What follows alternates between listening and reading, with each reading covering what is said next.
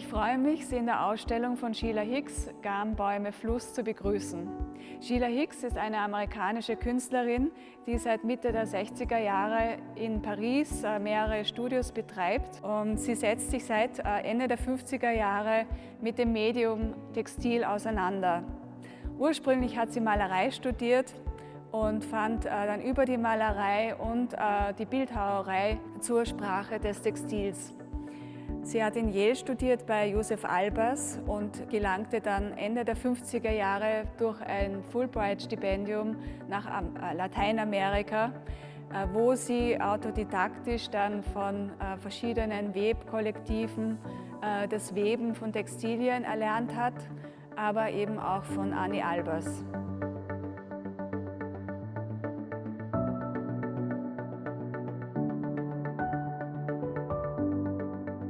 In den 1960er Jahren hat Sheila Hicks den Begriff der Soft Sculpture mit definiert. Wir sehen hier eine Arbeit, die vor wenigen Jahren entstanden ist und mit dem Titel Sentinelle de Safran. Für Sheila Hicks eine Anspielung auf das Färben von Textilien, das einerseits archaisch geprägt ist, wo man eben natürlichen Farbstoffe dafür einsetzt, aber eben sie spielt auch schon ganz bewusst auf die neuen Möglichkeiten durch neueste Technologien an. Und, wir stehen hier vor einem Berg aus riesigen Farbpigmenten, beginnend mit Weiß, Gelb, Orange und in viele verschiedene Rottöne sich aufschlüsselnd.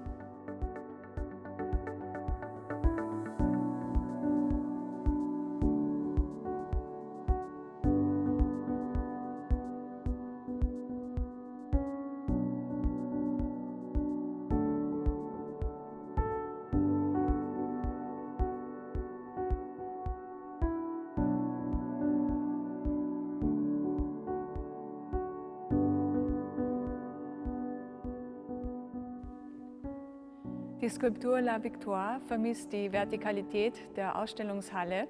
Sie besteht aus Kokosnussfasern, die mit verschiedenfarbiger Wolle umwickelt sind, also in den Tönen Orange, Grün und Gelb. Die Arbeit hat in der Ausstellung selbst eine unglaubliche Präsenz, die zum Erstaunen führt.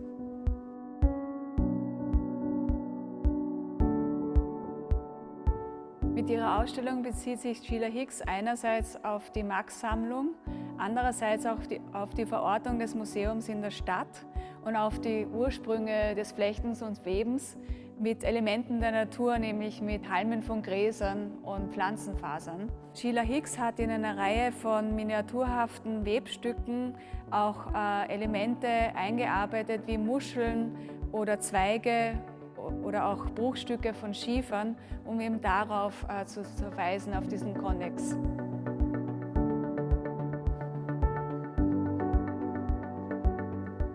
Wenn wir weitergehen, dann lädt uns eine Art Theatervorgang dazu ein, in die nächsten Räume zu gelangen. Dele Menoir ist eine sehr theatralische Arbeit. Sheila Hicks hat sie aber gemacht anlässlich des Abriss von Les Halles in Paris. Les Halles sind ein Begriff, war früher ein großer Markt für Lebensmittel, ist heute ein Einkaufszentrum. Sie ging damals in den 70er Jahren auf die Baustelle und die verhüllt war in Planen. Und diese Planen haben sie dann inspiriert, eine Installation zu machen, die sie dann aber auch noch handbestickt hat mit einem Rautenmuster. Die Arbeit war dann ausgestellt in Lausanne auf der Biennale für Tapisserie, was einen Skandal auch verursacht hat, dass es sich erlaubt, auf dieser Biennale eine solche Installation als Beitrag zu bringen.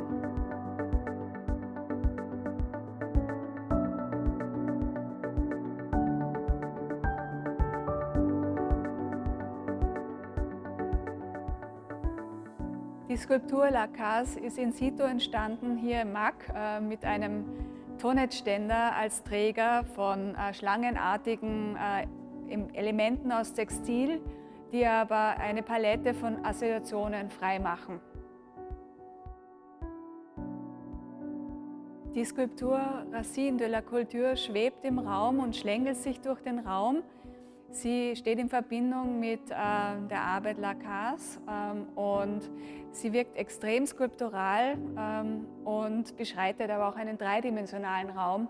Und letzte Woche waren viele Studenten der Angewandten hier und haben hier eine Art von spontane Performance-Serie inszeniert, einfach weil die Arbeiten sie dazu inspiriert haben.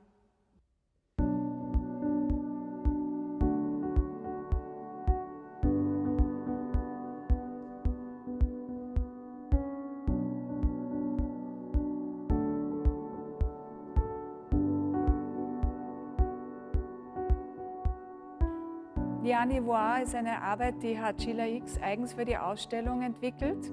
Ich habe selbst die Arbeit das letzte Mal im Februar in Paris gesehen. Das war eben kurz vor dem Corona-bedingten Lockdown.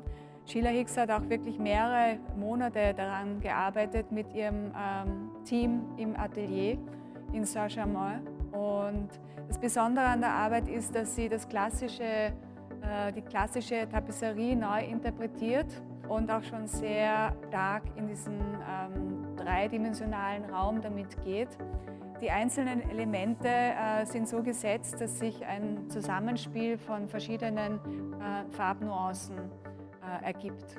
Und dadurch entsteht eine unglaubliche Dichte und auch Präsenz der Arbeit. Sie wirkt voluminös, obwohl sie überschaubar ist mit fast 3 Metern Breite. Gegenüber vom Tor in den Garten von Walter Pichler präsentieren wir eine Serie von monumentalen Gebetsteppichen. Sheila Hicks nennt sie wirklich Prayer Rugs, obwohl sie aus ihrem Kontext genommen hat und nicht am Boden zeigt, sondern an den Wänden.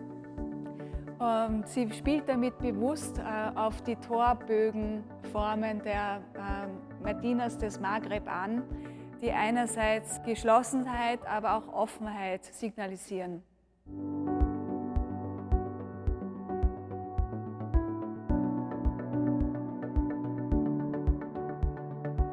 In einer Galerie der Ausstellung imaginiert die Künstlerin ein fiktives Maleratelier. Ich stehe hier vor einer großen Installation, bestehend aus 5 einzelnen Werken, die sie in situ hier im MAC zusammengestellt hat. Die Arbeiten sind umwickelt mit farbigen Fäden und ergeben dadurch Analogien zum Thema abstrakter Malerei. Ihre Vorbilder sind hier Josef Albers und auch andere abstrakte Maler. Also sie erweitert hier das Medium Malerei um das textile Element. Und besonders an den Arbeiten ist, dass sie auch alle theoretisch reversibel sind. Das heißt, die Vorderseite könnte auch als Rückseite fungieren. Gegenübergestellt diesen monumentalen Arbeiten sind wieder miniaturhaften Webmalereien, die sie seit Ende der 1950er Jahre herstellt. Solferino ist ein Webstück, eine Art Probestück für eine größere Arbeit, die sie derzeit entwickelt. Solferino bezeichnet die Farbe Pink.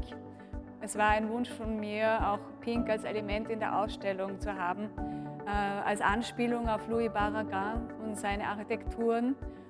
Louis Barragan hat Sheila Hicks in Mexiko kennengelernt und er war es, der ihre allererste Ausstellung präsentiert hat. Sheila Hicks bespielt eine mehr als 2000 Quadratmeter große Ausstellungshalle, ausschließlich mit Textil.